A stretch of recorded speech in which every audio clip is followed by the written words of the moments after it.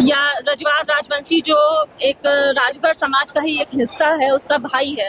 आप अगर अभी तक का हिस्ट्री आप देखेंगे तो आप देखेंगे कि किसी भी राजभर को, रजवाड़ राजवंशी को किसी ने भी विधायक बनने नहीं दिया।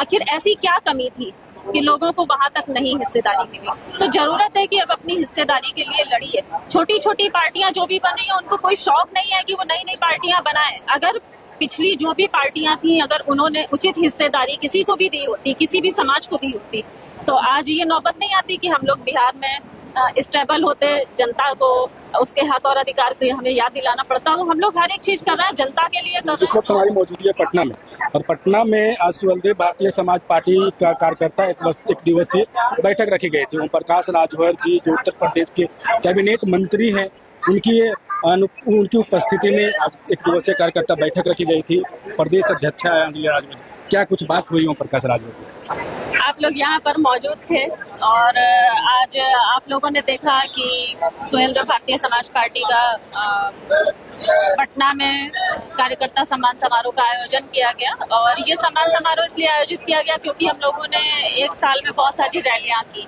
और सभी रैलियां सफल रैलियां थी।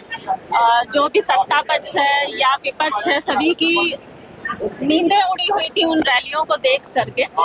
तो इसलिए कार्यकर्ताओं का सम्मान भी जरूरी था, क्योंकि जो भी कार्यक्रम सफल होते हैं उनमें कार्यकर्ताओं का विशेष योगदान रहता है। हम लोग तो यहाँ से जाते हैं, निर्देश देते हैं, निर्देश के अनुसार कार्यकर्ता काम करता है।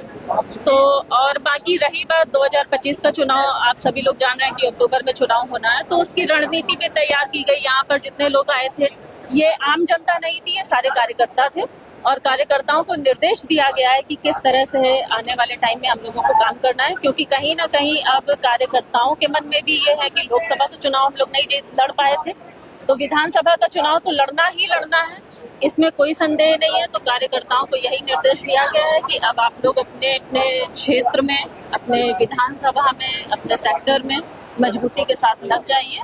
जो भी सीटें हम लोगों को मिलेंगी उसमें हम लोग निश्चित तौर से चुनाव। आपके माननीय नेता ओम प्रकाश राजभर जी डंके की चोट पे बोले हैं कि हम लोग तो लोकसभा चुनाव में मात खा गए, लेकिन इस बार 2025 वाली जो विधानसभा है उसमें कम से कम 156 सीटों पे चुनाव लड़ने। तो आप प्रदेश की महिला कार्यकर्ता हैं, अध्यक्षा भी हैं, काफ़ी बड़ी जिम्मेदारी है और पूरा बिहार आप भ्रमण कर चुके हैं। क्या देखने को मिला पूरे बिहार में?